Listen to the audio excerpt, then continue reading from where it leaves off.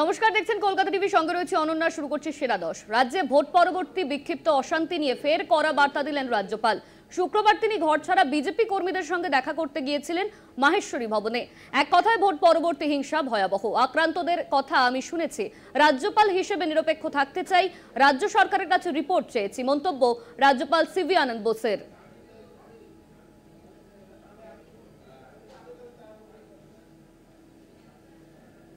I have heard the victims. That is one version of the story. As a governor, I would like to be fair in my approaches and comments. Let me also listen to what government has to say. I have asked for a report. In one word, I will say shocking. মুখ্যমন্ত্রীকে সংবিধান মেনে চলতে হবে। আমি মুখ্যমন্ত্রীকে বন্ধখামে চিঠি পাঠাবো। রাজ্যপালের সঙ্গে দেখা করতে আটকানো হয়েছে, মন্তব্য রাজ্যপাল সিভি আনন্দ বোসের।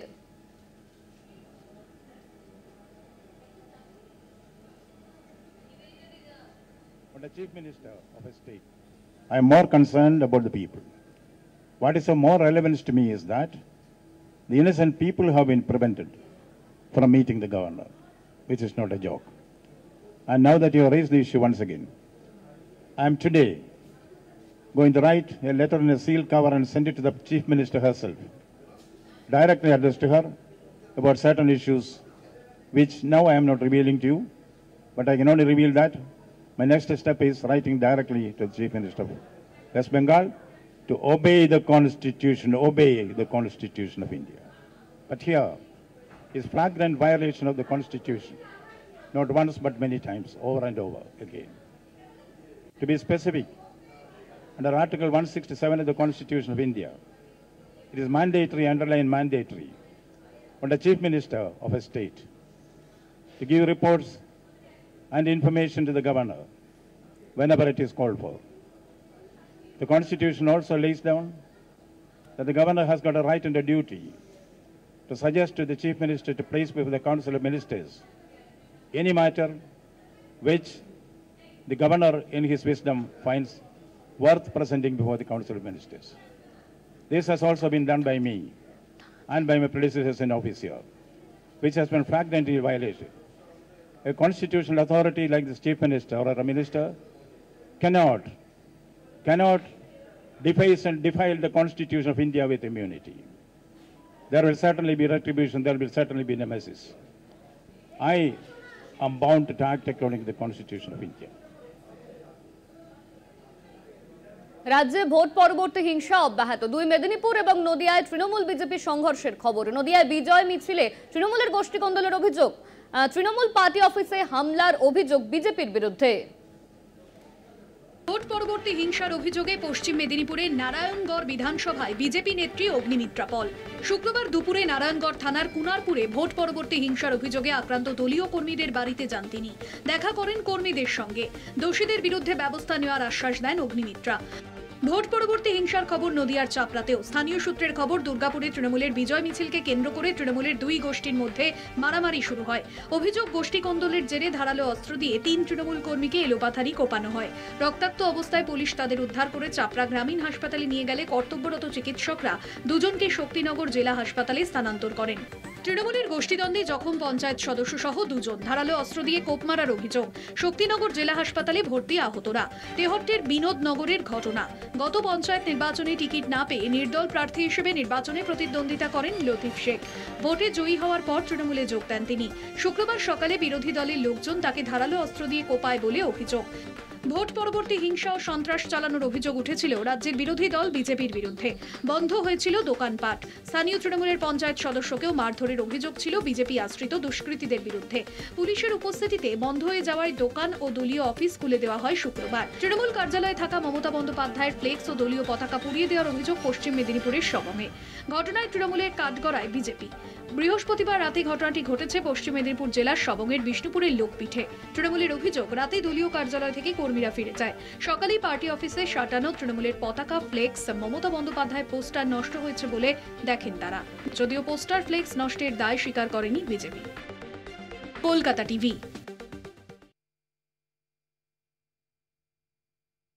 10ই জুলাই রাজ্যে 4 বিধানসভা কেন্দ্রে উপনির্বাচন। 3 কেন্দ্রের উপনির্বাচনের প্রার্থীর নাম ঘোষণা তৃণমূলের। রায়গঞ্জের প্রার্থী কৃষ্ণ কল্যাণী, রানাঘাট দক্ষিণে প্রার্থী মুকুটমণি অধিকারী এবং বাগদা কেন্দ্রে প্রার্থী রাজ্যসভার সাংসদ মমতা বালা ঠাকুরের মেয়ে মধুপর্ণা ঠাকুর। লোকসভায় হেরে যাওয়ায় 2 প্রার্থীর উপরই ফের বাজি। রাজ্যে ফের ভোটের দামামা। 4 বিধানসভা কেন্দ্রে উপনির্বাচন। শুক্রবার থেকে এই নির্বাচনী আচরণবিধি জারি। তার আগেই প্রার্থী ঘোষণা তৃণমূলের। মানিকতলা কেন্দ্রে প্রয়াত সাধন পাণ্ডে স্ত্রী সুপ্তি পাণ্ডেকে প্রার্থী করেছে তৃণমূল। রায়গঞ্জের প্রার্থী ওই বিধানসভা কেন্দ্রেরই প্রাক্তন বিধায়ক কৃষ্ণ কল্যাণী। রানাঘাট দক্ষিণ কেন্দ্রে প্রার্থী হচ্ছেন প্রাক্তন বিধায়ক মুকুটমণি অধিকারী এবং বাগদা কেন্দ্রে শাসক দলের প্রার্থী রাজ্যসভার সাংসদ মমতা বালা ঠাকুরের মেয়ে মধুপর্ণা ঠাকুর। প্রার্থী বাছতে গিয়ে লোকসভা ভোটে হেরে যাওয়া 2 মুখে ভরসা রাখল দল। কৃষ্ণ কল্যাণী ও মুকুটমণি অধিকারী 2021 সালে দুজনেই বিজেপির টিকিটে বিধায়ক হন। পরে বিধায়ক পদ ছেড়ে তৃণমূলে যোগ দেন। চলতি উপনির্বাচনে ওই 2 মুখেই ভরসা রাখল তৃণমূল। ঠাকুরবাড়ি থেকে মমতা বালা ঠাকুরকে বের করে দেওয়ার প্রতিবাদে টানা অনশনে বসে শিরোনামে উঠে আসেন মধুপর্ণা ঠাকুর। মধুপর্ণা সম্পর্কে রাজ্যসভার সাংসদ মমতা বালা ঠাকুরের মেয়ে। একই সঙ্গে বনগাঁর সাংসদ শান্তনু ঠাকুরের জ্যাঠতুতো বোন। বিজেপি ছেড়ে তৃণমূলে যোগ দিয়ে লোকসভা ভোটে বনগাঁ কেন্দ্রে প্রার্থী হয়েছিলেন বিশ্বজিৎ দাস, কিন্তু তিনিও পরাজিত হন। বাকি 2 কেন্দ্রের মতো কেন বিশ্বজিতের ওপর ভরসা রাখল না রাজ্য শাসক দল? 10ই জুলাই 4 কেন্দ্রে নির্বাচন, ভোট গণনা 13ই জুলাই। কলকাতা টিভি। দুষ্টু গরুর চেয়ে শূন্য গোয়াল অনেক ভালো। ভোটে দলের বিশ্বাসঘাতকদের সম্পর্কে তৃণমূলের সাংসদ অরূপ চক্রবর্তীর এই মন্তব্যের শোরগোল। বিজেপির নেতৃত্বের দাবি, দলের কর্মীরা যদি অন্তর্ঘাত করে থাকেন তাহলে অরূপ চক্রবর্তী জিতলেন কিভাবে? দুষ্ট গরুর চেয়ে শূন্য গোয়াল ভালো। যারা তৃণমূলের খাবে করবে আর তৃণমূলের বিশ্বাসঘাতকতা করবে তাদেরকে গোড়ারে বার করে দেবো। অরূপ চক্রবর্তীর এই মন্তব্যে শোরগোল বাঁকুড়া জেলা তৃণমূলের অন্দরে। বাঁকুড়ার সিমলাপালে জনসংযোগ ও শুভেচ্ছা বিনিময় কর্মসূচিতে যোগ দিয়ে বক্তব্য রাখতে গিয়ে তিনি কথা বলেন। গত লোকসভা নির্বাচনে বাঁকুড়ায় জয় পায়নি তৃণমূল। এবার বিজেপির হাত থেকে ছিনিয়ে নিয়েছে বাঁকুড়া লোকসভা কেন্দ্র। উল্লেখ্য, এবারের লোকসভা নির্বাচনে তার নিকটতম প্রতিদ্বন্দ্বী বিজেপির সুভাষ সরকারকে 32,778 ভোটে হারান তিনি। তবে বাঁকুড়া পুরসভা ও নিজের তালডাংরা বিধানসভা কেন্দ্রেই বিজেপির কাছে 16,312 ভোটে পিছিয়ে যান অরূপ চক্রবর্তী। 2026 সালে বিধানসভা নির্বাচন, তাই তার আগে দলের কোথায় কি সমস্যা রয়েছে তা খুঁজে বের করতে তৎপর তৃণমূল নেতৃত্ব। একই সঙ্গে দলে থাকা ওইসব ব্যক্তিদের বিরুদ্ধে ব্যবস্থা নেওয়া হবে বলেও তিনি হুঁশিয়ারি দেন। যারা বিরোধিতা করেছে তাদের চিহ্নিত করেছি, দলকে জানিয়েছি, খবর আসবে। তার মধ্যে পঞ্চায়েত সমিতির মেম্বার একজন আছে। বিজেপি নেতৃত্বের দাবি, দলের কর্মীরাই যদি অন্তর্ঘাত করে থাকেন তাহলে অরূপ চক্রবর্তী জিতলেন কিভাবে? উনি নিজেই স্বীকার করছেন যে তার দলের লোকেরা তার হয়ে কাজ করেননি। তার মানে উনি কিভাবে তাহলে জিতলেন? বাঁকুড়া লোকসভায় তো উনি জিতেছেন, তাহলে জিতলেন কিভাবে? ওনার দলের লোকেরাই যদি ওনার হয়ে কাজ না করে থাকেন তাহলে কি উনি চুরি করে জিতেছেন? যেমন মানুষ তার মুখ থেকে সেরকমই ভাষা বেরোবে, এটাতে অস্বাভাবিকের কিছু নেই, স্বাভাবিক ঘটনা। অভিষেক বন্দ্যোপাধ্যায় দলের নেতা কর্মীদের ইতিমধ্যেই সতর্ক করেছেন, কাজ করতে না পারলে ছেড়ে দিন, এমনই কড়া মন্তব্য করেছেন। তারপরেই বাঁকুড়া তৃণমূল কংগ্রেস সাংসদ অরূপ চক্রবর্তী দলের একাংশের বিরুদ্ধে বিশ্বাসঘাতকতার অভিযোগ করলেন। জয়ের পরেও কেন গোষ্ঠীদ্বন্দ্বের আঁচ মিলছে বাঁকুড়া জেলায়, এই নিয়ে জোর জল্পনা শুরু রাজনৈতিক মহলে। বাঁকুড়া থেকে তন্ময় চৌধুরী, কলকাতা টিভি। সেরা দশে এখন সময় একটা বিরতির। ফিরছে বিরতির পর, সঙ্গে থাকুন। ফিরে এলাম বিরতির পর। ভুটানগামী বর্ডার রোডের উপর বিপজ্জনক কালভার্ট ভেঙে পড়ার আশঙ্কা। ভেঙে পড়লে বন্ধ হতে পারে 3 দেশের বাণিজ্য। স্থানীয়দের দাবি, অবিলম্বে কালভার্টটি মেরামত করতে নজর দিক প্রশাসন। সিকিমে অবিরাম বৃষ্টির জেরে ফুলে ফেপে উঠছে উত্তর পূর্ব ভারতের অন্যতম প্রধান নদী তিস্তা। বর্ডার রোডের উপর বিপজ্জনক কালভার্ট ভেঙে পড়লে বন্ধ হতে পারে 3 দেশের বাণিজ্য। জলপাইগুড়ির বানারহাট ব্লকের মরাঘাট মোড় থেকে ভুটানগামী বর্ডার রোডে রয়েছে হাতিনালার উপর প্রায় 20 ফুটের কালভার্ট। বর্তমানে এই কালভার্টটির অবস্থা বেহাল। কালভার্টের নিচে কংক্রিটের চাঙড় ভেঙে বেরিয়ে গেছে রড, পিলারের গোড়া থেকে মাটি সরে গিয়ে নড়বড়ে অবস্থা। আর এই অবস্থাতেই কালভার্টের ওপর দিয়ে চলছে ভারী গাড়ি। ভুটান থেকে ভারত হয়ে বাংলাদেশগামী পণ্যবাহী বাণিজ্যিক গাড়ি, বালি পাথর বোঝাই ডাম্পার সহ একাধিক ভারী গাড়ি চলছে। স্থানীয়দের আশঙ্কা যখন তখন ভেঙে পড়তে পারে এই কালভার্টটি ভেঙে পড়লে যোগাযোগ বিচ্ছিন্ন হতে পারে তিন দেশের।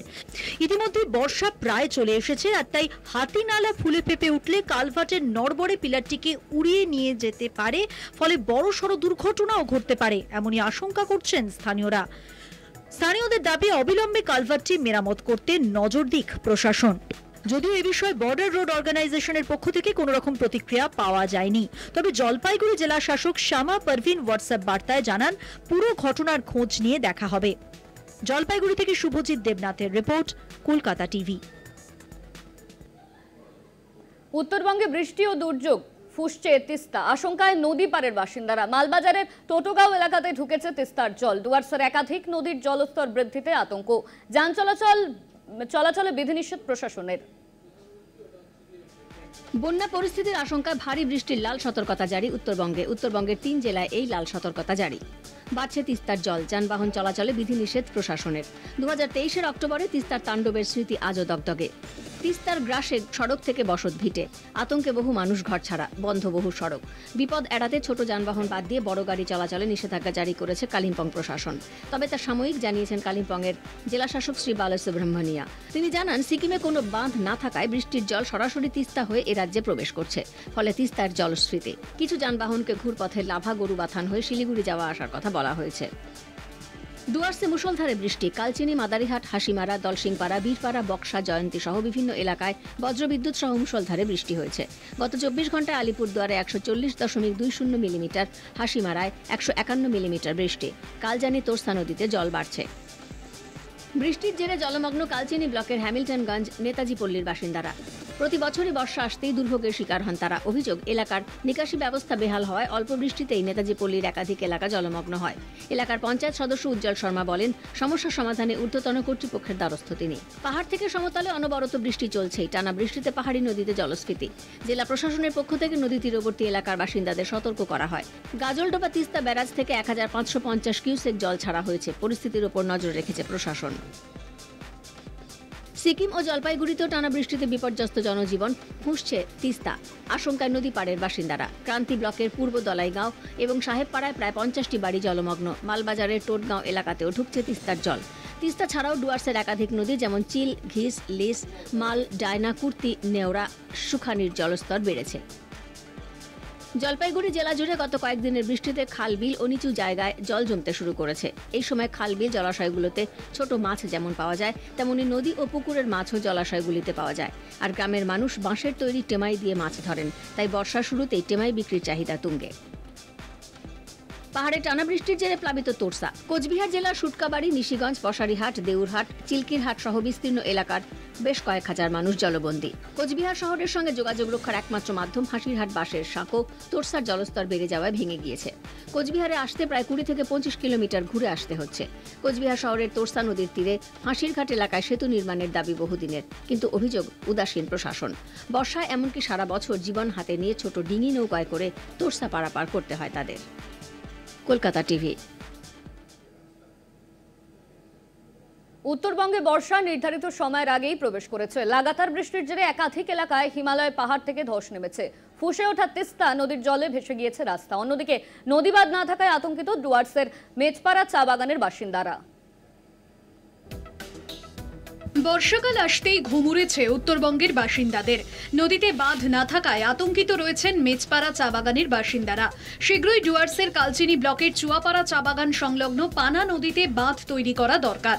তা না হলে এবছরও বর্ষার সময় বিধ্বস্ত হতে পারে মেজপাড়া চা বাগানের শ্রমিক জনপদ। और हम लोग बहुत डर के हम लोग रहते हैं। अभी जब बारिश ज़्यादा होता है तो रात को सो नहीं पाते हैं। और अभी आप देखे हैं जो इससे कुछ मीटर तो बना हुआ है, लेकिन उसका आगे से पानी घुस जाएगा, इसीलिए ज़रूरी है इसको एकदम इमीडिएटली बनाने के लिए। जी बहुत सारे आए थे, एडीएम आए थे, बीडीओ साहब भी आए थे ना, सबको दिए है जानकारी, दिया हुआ है, वीडियो सबको मालूम भी है, प्रशासन ने आके देखा भी है। প্রশাসনের তরফে জানানো হয়েছে শীঘ্রই পানা নদীতে বাঁধ তৈরির কাজ শুরু হবে। শেষ হয়েছে পানা নদী পরিদর্শনের কাজ। বর্ষাকাল শুরু হয়ে যাচ্ছে, তো এবারে সেরকম হলে তো অনেক ঘর বাড়িগুলো লাস্ট টাইমে ডুবে গিয়েছিল, এবারও ডুববে। লগভগ 1300-1200 মিটারের কাজ আছে। সেটা হওয়া তাড়াতাড়ি হওয়া উচিত, সেটা নিয়ে আমি দেখতে এসেছিলাম। এখানে এক্সিকিউটিভরাও আসছে, দেখেছি এক্সিকিউটিভরা আমি ওনাদেরকেও বলেছি যত তাড়াতাড়ি হোক এখানে কাজ হওয়া উচিত, হ্যাঁ একদম ভালোভাবে কাজ হোক, সেটাও দেখার জন্য ডিপার্টমেন্টকে আমি এখনও বলেছি। গত বছর পানা নদীতে বাঁধ না থাকায় বন্যা পরিস্থিতি তৈরি হয়েছিল মেজপাড়া চা বাগানে। বাঁধ তৈরির কাজ শুরু হওয়ায় একদিকে খুশি বাসিন্দারা। তো আমরা ভীষণ খুশি এই জন্য যে ইরিগেশনের থেকে এই কাজটা হচ্ছে। ওয়ার্ক অর্ডার আমার কাছে চলে এসছে গত 5 তারিখে আমাদের ওয়ার্ক অর্ডার আমরা পেয়েছি। অ্যাকচুয়ালি এই কাজটা অনেক আগেই হয়ে যাবার কথা ছিল, কিন্তু মাঝখানে ইলেকশন পড়ে গেল, আমাদের 2 মাসের মতো আমাদের এমসিসি পিরিয়ডে গেল। তো এখন খুব শিগগিরই কাজটা হবে, আমরা ভীষণ খুশি এবং স্থানীয় বাসিন্দারাও ভীষণ খুশি। গত বছরের পরিস্থিতি এড়াতে নদীর বাঁধের দাবি জানিয়েছিলেন বাসিন্দারা। সেই দাবি মেনে শুরু হয়েছে কাজ। তবে বাঁধ তৈরির সেই কাজ বর্ষার আগে শেষ হবে কিনা তা নিয়ে সংশয় তৈরি হয়েছে এলাকাবাসীর মনে। আলিপুরদুয়ার থেকে অজয় শাহর রিপোর্ট, কলকাতা টিভি। কুয়েতের অগ্নিকাণ্ডে মৃত্যু হয়েছে পশ্চিম মেদিনীপুরের একজনের। দীর্ঘ 28 বছর কুয়েতে চাকরি করতেন দ্বারিকেশ পট্টনায়ক। কুয়েতের যে আবাসনে আগুন লেগেছিল সেখানেই থাকতেন দ্বারিকেশ বাবু। সংস্থার পক্ষ থেকে তার দেহ দেশে পাঠানোর উদ্যোগ নেওয়া হয়েছে।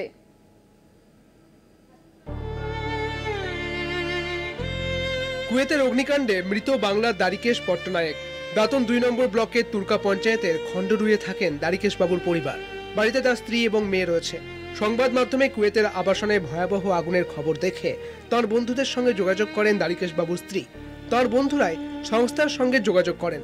সেখান থেকে দ্বারিকেশ বাবুর পরিবারের কাছে আসে মৃত্যুর দুঃসংবাদ।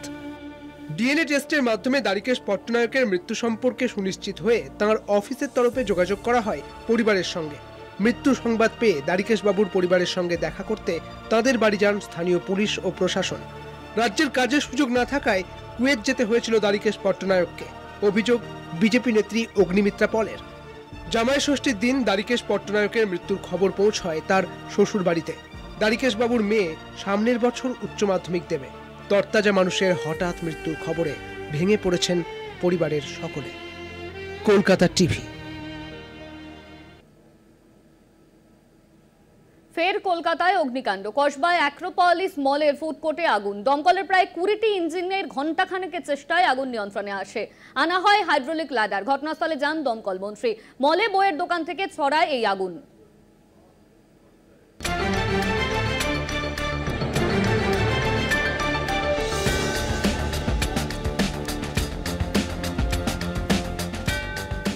দিনের মাথায় ফের কলকাতায় আগুন আতঙ্ক। পার্ক স্ট্রিটের ম্যাগমা বিল্ডিং এর পর এবার কসবার অ্যাক্রোপলিস মল। দুপুর 12টা নাগাদ মলের 4 তলায় প্রচুর কালো ধোঁয়া দেখতে পান কর্মী ও ক্রেতারা। মুহূর্তেই আতঙ্ক ছড়িয়ে পড়ে মলের ভেতরে। আগুন থেকে বাঁচতে হুড়োহুড়ি পড়ে যায়।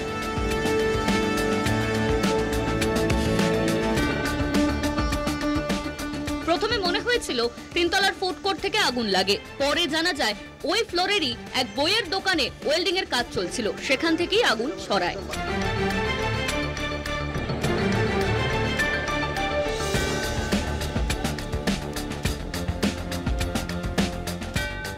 যে কোনো মলে আগুন লাগলে সবার আগে বন্ধ হয়ে যায় লিফট, এসকেলেটর।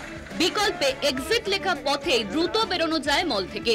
অভিযোগ, অ্যাক্রোপলিস মলের বিকল্প পথে বেরোতে গিয়ে অসুবিধায় পড়েন ক্রেতা বিক্রেতারা। আগুন আতঙ্কে মল ছেড়ে বেরিয়ে পাশের গীতাঞ্জলি স্টেডিয়ামে আশ্রয় নেন অনেকে। আগুন লাগার পরেই একের পর এক দমকলের ইঞ্জিন পৌঁছয় ঘটনাস্থলে। আনা হয় হাইড্রোলিক ল্যাডার।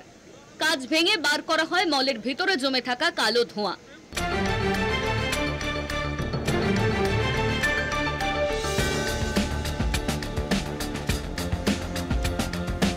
প্রায় 3 ঘন্টার লাগাতার চেষ্টায় আগুন নিয়ন্ত্রণে আসে। অগ্নিকাণ্ডের পিছনে মল কর্তৃপক্ষ বা ওই বইয়ের দোকানের কোনো গাফিলতি আছে কিনা তাও খতিয়ে দেখছে পুলিশ দমকল। শাশ্বতী রায়ের রিপোর্ট, কলকাতা টিভি।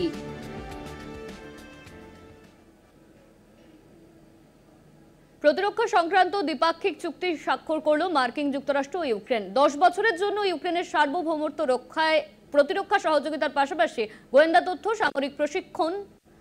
সামরিক প্রশিক্ষণ মহড়ার বিষয়েও সহমত হয়েছে দুই দেশ। ইউক্রেনকে $50 বিলিয়ন মার্কিন ঋণ দেওয়ার ঘোষণা করেছে G7 গোষ্ঠীভুক্ত দেশগুলি।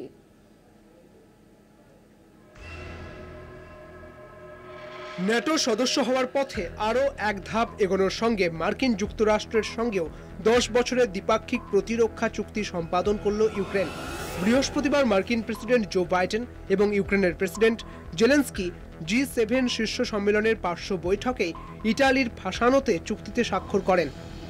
10 বছরের প্রতিরক্ষা চুক্তি অনুযায়ী ইউক্রেনের সার্বভৌমত্ব রক্ষায় প্রতিরক্ষা সহযোগিতা করবে আমেরিকা। যে কোনো হামলার 24 ঘন্টার মধ্যে আমেরিকা ইউক্রেনের প্রতিরক্ষা মন্ত্রকের সঙ্গে কথা বলে কি পদক্ষেপ হয়েছে এবং প্রয়োজনে আর কি করণীয় তা নিয়ে সিদ্ধান্ত নিতে সাহায্য করবে। পাশাপাশি গোয়েন্দা তথ্য, সামরিক প্রশিক্ষণ এবং যৌথ মহড়ার বিষয়েও সহমত হয়েছে দুই দেশ।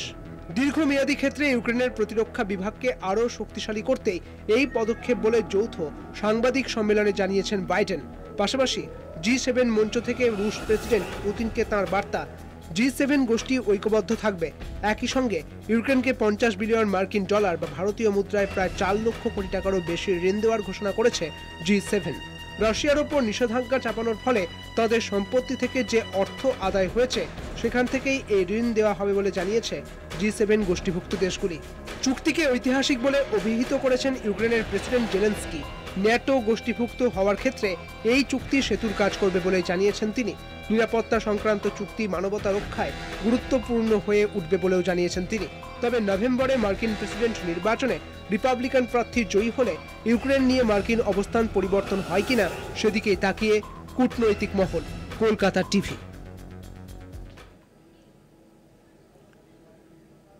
সেরা 10 আজ এই পর্যন্তই। দেখতে থাকুন কলকাতা টিভির রাত দিন 7 দিন।